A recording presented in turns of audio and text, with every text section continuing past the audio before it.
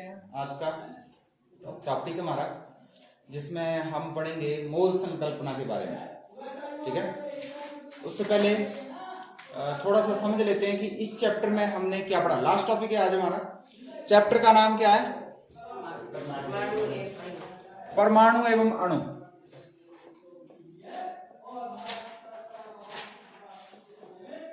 तो बात हो रही है परमाणु की। परमाणु को डाल्टन ने समझाया हमें कि परमाणु होता क्या है। परमाणु जो हम कण बोलते आ रहे थे अभी तक कि हर द्रव कण से बना है, बहुत छोटे छोटे कण है। तो वो कण उसने बोला कुछ नहीं, परमाणु है, ये परमाणु वही कण है, इसको और छोटे नहीं कर सकते। उसने अपनी थ्योरी बना दी इसके ऊपर, परमाणु क्या होता है, कैसा होता है, क्या क्वालिटी है उसकी। ठीक है, तो परमाणु अलग अलग टाइप के हैं, लगभग 118 टाइप के हमने जो अभी तक खोजे, और हमने बोल दिया ये सारे तत्व हैं। हर एक तत्व के परमाणु अलग अलग हैं। हाइड्रोजन तत्व का जो परमाणु आपको मिलेगा वो कुछ और तरह का होगा, कार्बन तत्व का परमाणु कुछ और तरह का। और ये भी कहा उसने कि अगर एक ही तत्व के परमाणु है वो सारे एक जैसे होंगे। कार्बन का परमाणु आप कहीं से ला रहे हो, यहां पर मिल रहा है, कहीं और मिल रहा है, तो वो दोनों परमाणु एक जैसे हैं। तो सबसे पहले आपने परमाणु को जाना कि ये कण है, एक चीज ये सीखी, और इसकी थ्योरी पढ़ी आपने, डाल्टन का सिद्धांत।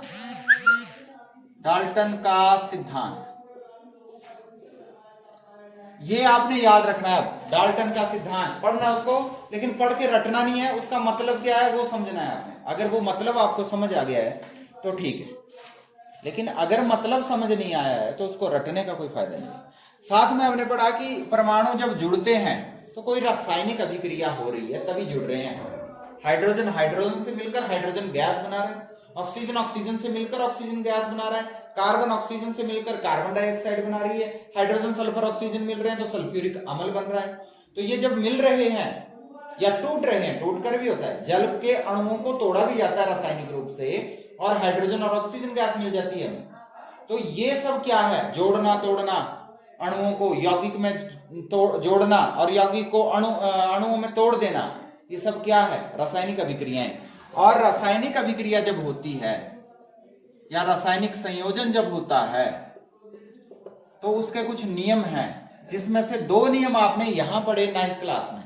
एक नियम था द्रव्यमान संरक्षता, और दूसरा नियम क्या था?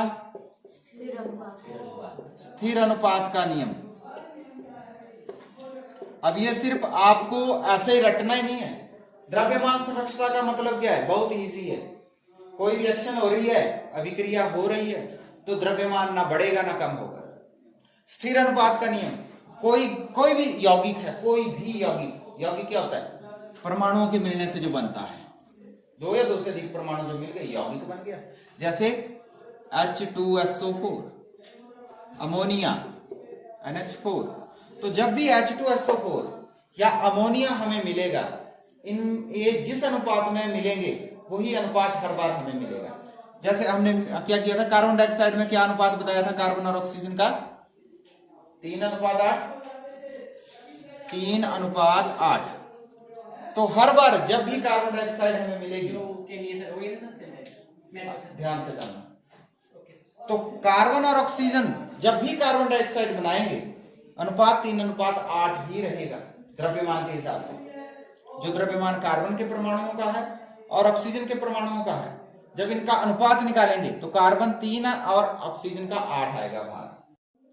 तो ये अनुपात स्थिर रहेगा। ये हमने पढ़ा। उस 2-4 अनुपात ही हमको समझ लो, नहीं समझ आएगा फिर पूछ लो। ठीक है, ये पढ़ लिया। फिर हमने क्या पढ़ा था? परमाणु का साइज पढ़ा था, कितना साइज होता है इसका।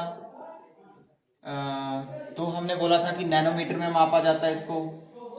भार कितना होता है, द्रव्यमान कितना होता है, उसके लिए हम AMU यूज करते थे पहले, अब U यूज करते हैं। और इसकी द्रव्यमान की इकाई U है, तो 1 U किसके बराबर होगा? कई तत्वों के साथ हमने किया, लेकिन लास्ट में हमने क्या बोला? कार्बन 12 समस्थानिक जो है उसके द्रव्यमान का 1/12वां भाग वो होता है 1 यूनिट। अब उसके साथ ही कंपेयर करेंगे सभी को। ठीक है, फिर हमने क्या पढ़ा था और क्या पढ़ा? कल हमने यौगिकों के बारे में, अणु के बारे में पढ़ा। अणु कैसे बनते हैं?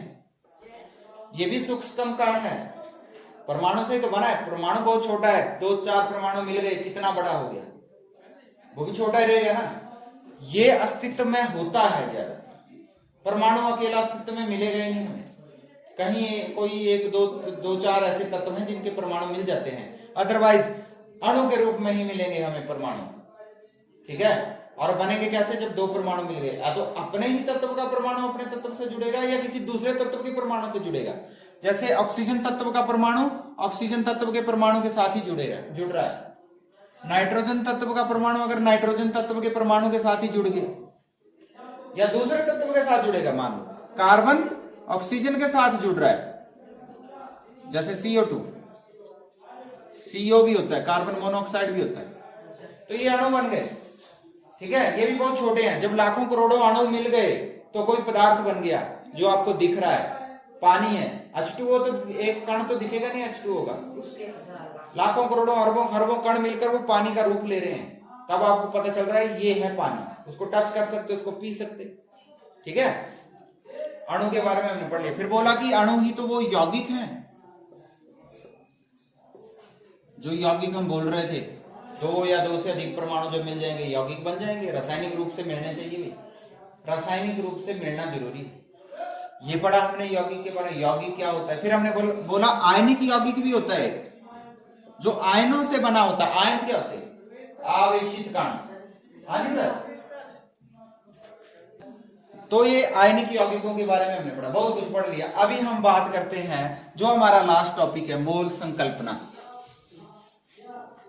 मोल। अब ये मोल क्या है भाई? एक परमाणु है, एक यूनिट द्रव्यमान है, कैसे निकालूंगा मैं उसको? नहीं निकलेगा मेरे से। कार्बन का एक परमाणु है, 12 यूनिट उसका भार है, कहां मिलेगा 12 यूनिट? कितना छोटा होगा? लाख गुना छोटा, 1 ग्राम से लाख गुना छोटा, दिख भी नहीं रहा हो जी। क्यों? तो ये तो निकालना मुश्किल है। तो कोई ऐसे ढेर रख देते हैं कार्बन के अणुओं का, बड़ा ढेर बन गया, ये ढेर बन गया। अब मर्जी का ढेर थोड़ी। अब मैंने बोला एक मोल होता क्या है? ये एक संख्या है। इतने लाखों अरबों खरबों परमाणु जब इकट्ठे हो जाएंगे तो एक ढेर बन जाएगा। इसको बोलूंगा मैं एक मोल। जैसे 1 दर्जन कितने होते? 1 दर्जन 12 होते, वैसे ही एक मोल इतने अरब खरब जो भी है। ठीक है, ये हमें किसने दिया? एवोगैड्रो ने। एवोगैड्रो साइंटिस्ट थे, उन्होंने दिया ये नंबर, मैजिकल नंबर था ये। ठीक है, एवोगैड्रो कांस्टेंट भी बोलते हैं इसको, एवोगैड्रो स्थिरांक भी बोलते हैं इसको।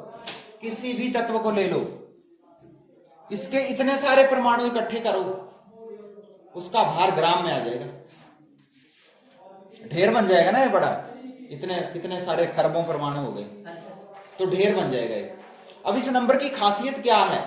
मैंने बोला कार्बन के एक परमाणु का भार है 12 यूनिट, 12 यूनिट कुछ भी नहीं है। ऑक्सीजन के एक परमाणु का भार है 16 यूनिट, नाइट्रोजन के एक परमाणु का भार है 14 यूनिट।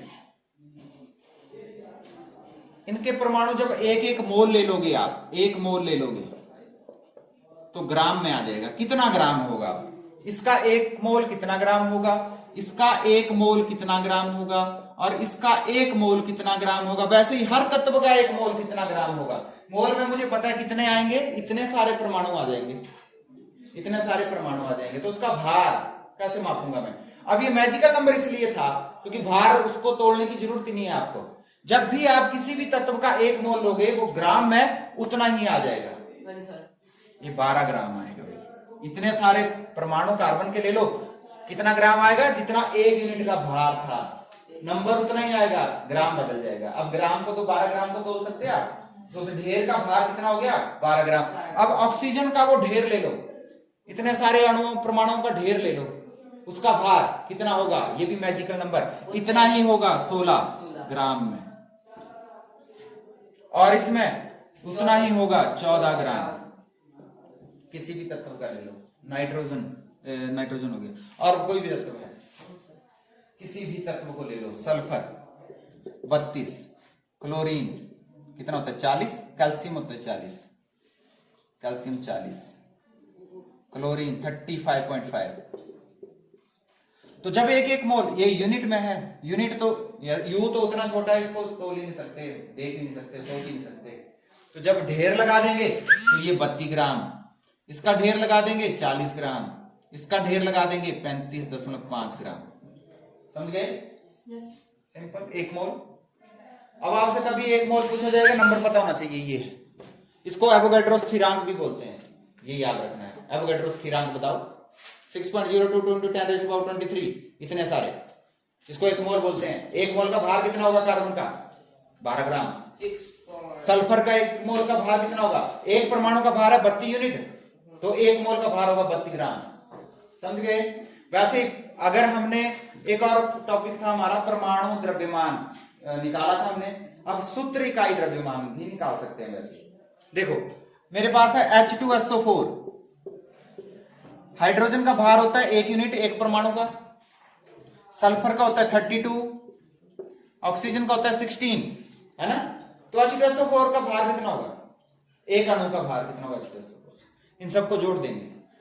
हाइड्रोजन 2 है तो 1 × 2, सल्फर 1 है जमा 32, जमा ऑक्सीजन कितने हैं? 4, तो ऑक्सीजन का 1 का होता है 16, तो 4 का होगा 16 × 4, है ना? जोड़ दो, 2 एकम 2 जमा 32 जमा 64, कितना आ गया? 4 2 6 2 8, 98 यूनिट। आपको पता है परमाणु का द्रव्यमान आप निकाल सकते हो।